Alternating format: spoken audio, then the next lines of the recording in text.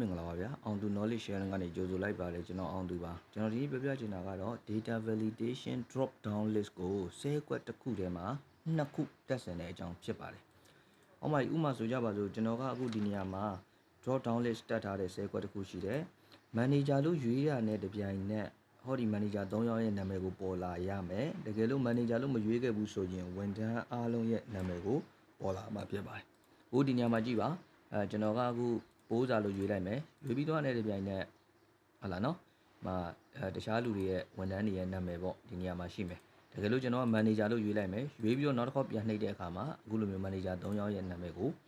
ဖော်ပြပေးမှာဖြစ်ပါတယ်ကောင်းပြီအဲ့တော့ဒီ club လေးကိုဘယ်လိုတက်ရမလဲဆိုတော့ကျွန်တော်စပြီးတော့လေ့လာကြည့်အောင်အရင်ဆုံးကျွန်တော်တို့က defining ပေးရမှာဖြစ်ပါတယ်ကျွန်တော်ဒီမူရင်းပေးခဲ့တဲ့ defining တွေရှိတဲ့အတွက်ကြောင့်မလို့အဲ့ဒီ defining တွေကိုပြန်ဖြတ်ပါမယ်တကယ်လို့ defining တွေကိုပြန်ဖြတ်ချင်တယ်ဆိုရင်တော့ကျွန်တော်တို့ name manager ထဲမှာပြန်ဖြတ်လို့ရပါတယ်အဲ့တော့ name manager ကကျွန်တော်တို့ဒီ formula tab ထဲမှာရှိတယ် name manager ကိုလိုချင်တယ်ဆိုရင်တော့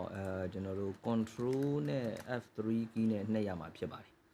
ကောင်းပြီဒါဆိုဒီ formula tab ထဲက defining group ထဲက name manager ကို click လိုက်ရင်ကျွန်တော် workbook တစ်ခုလုံးမှာပေးထားတဲ့ name တွေကြာလာမယ်အဲ့ဒီထဲမှာကျွန်တော်က manager နဲ့ဝန်ထမ်းများဆိုပြီးတော့ defining ပေးထားတယ်ဒီ name ကိုဖြတ်ရမယ်ပေါ့အဲ့တော့ဒီ box လေးကိုပျောက်ချင်တယ်ဆိုရင်တော့ကြက်ကြီးကနှိပ်လိုက်ပါ control key နဲ့ F3 key နဲ့နှိပ်လိုက်ရင်လည်းဒါ name manager ရရှိမှာဖြစ်ပါတယ်အဲ့တော့ data validation ရဲ့ video file အပိုင်း1မှာဒီ defining ပေးတဲ့ feature တွေကိုကျွန်တော်သေချာရှင်းပြခဲ့ပြီးပါပြီတကယ်လို့ defining ကိုနားမလည်ဘူးဆိုရင်အဲ့ဒီ video file တွေကိုပြန်ကြည့်ပေးပါအော်မီခုဒီမှာ click ပေးလိုက်မယ် control key ကိုပြီးတော့ click ပေးမယ်ပြီးရင်တော့ delete နဲ့ဖြတ်လိုက်မယ်ပြီးရင် okay နှိပ်မယ်ပေါ့အောင်ပါပြီဒါဆိုရင်ကျွန်တော်အခု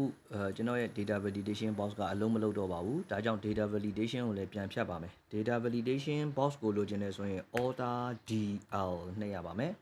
ပြီးရင်တော့ကျွန်တော်တို့ clear all ကိုရွေးချယ်ရမှာဖြစ်ပါတယ်ပြီးရင်တော့ okay နှိပ်ပါဒါဆို data validation လည်းမရှိတော့ပါဘူးအောင်ပြီ defining ပေးတဲ့အခါမှာကျွန်တော်က create from selection feature နဲ့ defining ပေးမှာဖြစ်တယ်ဒါကြောင့်မလို့ဝန်ထမ်းဆိုတဲ့နေရာမှာကျွန်တော်ရဲ့ sales letter ကိုရွှေ့လိုက်မယ် control shift down arrowပြီးတော့ရင်တော့ဒီ defining box တဲကနော်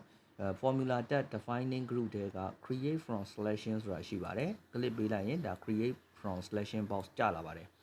ဒီ box လေးကျစေဖို့အတွက်က control နဲ့ shift နဲ့ F3 key နဲ့နှိပ်ရမှာပါအဲ့တော့ကျွန်တော်ကဟောဒီ field header ပေါ့နော်ပြောမယ်ဆိုရင် column ရဲ့ခေါင်းစဉ်ကို defining ပေးခြင်းတယ်ဆိုရင် top row ကိုအမှန်ချစ်ပေးခဲ့လိုက်ပါ okay နဲ့လိုက်ပါဒါဆိုရင်တော့ကျွန်တော်ပေးထားတဲ့ defining ရရှိမှာဖြစ်ပါတယ်ဒီ box ထဲမှာဒါဝန်ထမ်းများဆိုပြီးတော့ပေါ်လာပြီနောက်တစ်ခုကတော့ manager ကိုပေးမှာဖြစ်ပါတယ်เนาะအဲ့တော့ကျွန်တော်ဒီနေရာမှာ column လေးခွဲထားတဲ့အတွက်ကြောင့်မလို့ဇာတ်တိုင်းမှတ်လို့မရပါဘူးတစ်ခုချင်းစီပေးရတာဖြစ်ပါတယ်ကောင်းပြီခုမှတ်လိုက်ပြီ control shift F3 ပြီးရင် okay ဒါဆိုရင်တော့ဒီနေရာမှာ defining နှစ်ခုတွေ့နေရမှာဖြစ်တယ်အဲ့တော့ကျွန်တော်တို့က data validation box ထဲမှာเนาะfunction တစ်ခုကိုသုံးမှာဖြစ်ပါတယ်ဒီကျွန်တော်အသုံးပြုမဲ့ function ရဲ့နာမည်က if function ဖြစ်ပါတယ်သူက logical function အမျိုးအစားဖြစ်ပါတယ်အဲ့တော့ကျွန်တော်ကဟောဒီ equal ထဲမှာစကားလုံးရိုက်ထဲမှာဖြစ်တဲ့အတွက်ဒီအစိမ်းအောင်ခြေထားတဲ့အကွက်ကိုစစ်ဆေးခိုင်းပါပါဒါကြောင့်မလို့ equal if tab ခုံလိုက်တယ် logic test တွေနေရာမှာဒီ equal မှာရိုက်ထဲမဲ့စကားလုံးက manager ဟုတ်ပါသလားလို့မေးရမှာဖြစ်ပါတယ်အဲ့တော့ကျွန်တော်ဒီနေရာမှာစကားလုံးကို manager လို့ရိုက်ထဲလိုက်မယ် comma ကုန်မယ် manager ဟုတ်တယ်ဆိုရင်မှန်တယ်ပေါ့မှန်တယ်ဆိုရင်ကျွန်တော်ဘာလုပ်ချင်တာလဲ manager ဆိုတဲ့ defining ကိုပေါ်ပြချင်တာပါဒီနေရာမှာကျွန်တော်တို့ကဒီ manager လို့အခုလိုအပြည့်စုံရိုက်လိုက်ရင်ဒီ manager ဆိုတဲ့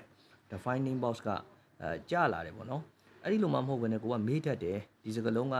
စာလုံးပေါင်းလဲမှန်မှအခုလိုကျလာမှာတကယ်လို့ကိုကမေးတတ်တယ်ဆိုရင် F3 key ကိုနှိပ်လိုက်ပါ keyboard ကနေ keyboard ကနေ F3 key ကိုနော်နှိပ်လိုက်တဲ့အခါမှာ defining page name box ကျလာပါတယ်ဒီ page name box ထဲမှာကိုပေးထားတဲ့နာမည်ကိုရွေးချယ်ပြီးတော့ဟောဒီ syntax တွေကိုထည့်လို့ရပါတယ် double click ပေးလိုက်ရင်ဝင်သွားပြီ value is false တကယ်လို့ဒါမဟုတ်ခဲ့ဘူးဆိုရင်เนาะကိုစစ်ဆေးခိုင်းတဲ့စကားလုံးက manager မဟုတ်ခဲ့ဘူးဆိုရင်ကျွန်တော်ဝန်ထမ်းများကိုပေါ်စေခြင်းနဲ့ဒါကြောင့်မလို့ F3 key နှိပ်မယ်ဝန်ထမ်းများကို double click ပေးမယ်ပြီးရင်တော့ဝင်ပိတ်ပြီးတော့ control enter ခောက်လိုက်ပါကျွန်တော်ရဲ့ Excel version က Office 365 version ဖြစ်တဲ့အတွက် dynamic array တွေကအခုလို worksheet ထဲမှာပေါ်ပြပေးပါတယ်ဒါပေမဲ့တခြားသော version တွေမှာတော့ပေါ်ပြပေးမှာမဟုတ်ပါဘူးကောင်းပြီဒါဆိုကျွန်တော်ကဒီ formula ကို F2 key နှိပ်လိုက်မယ် select မှတ်လိုက်မယ် control C နဲ့ copy ကူးမယ် SK နှိပ်လိုက်အဲ့တော့ကျွန်တော်အခုရေးသားထားတဲ့ formula ကို data validation box တွေကိုထည့်ရမှာဖြစ်ပါတယ် data validation box ခေါ်စေဖို့အတွက် order dl เนาะ tab ခုံမဲ့ l လို့ရိုက်မယ် sorry เนาะကျွန်တော်တို့လို့ရမယ် tab ခုံမယ်เนาะlist ဟုတ်ပြီအဲ့ဒီနေရာမှာ control v နဲ့ကျွန်တော်ရေးသားထားတဲ့ formula worksheet ထဲမှာရေးသားထားတဲ့ formula အခုလို့လာပြီးတော့ထည့်ပေးရမှာဖြစ်တယ်ထည့်ပေးပြီးသွားရင်တော့ဒါကျွန်တော်တို့ function ရေးသားခြင်းပြီးဆုံးသွားပြီ okay နှိပ်လိုက်ပါနှိပ်လိုက်တာနဲ့တပြိုင်နက် manager လို့ရေးရတဲ့ manager 3ယောက်နာမည်ကြားလာမယ်တကယ်လို့တခြားနာမည်ကိုကျွန်တော်ကပြောင်းရွေးခြင်းလဲဆိုရင်ဒီနေရာမှာတခြားနာမည်ပြောင်းရွေးလို့ရပါတယ်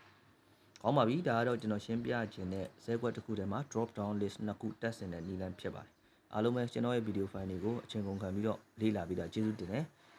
exam နဲ့ပတ်သက်တဲ့အခက်အခဲတွေပြည်တယ်ကြပါစေနောက်ပိုင်းသင်ခန်းစာမှာကျွန်တော်တို့ပြန်တွေ့ကြမယ်နော်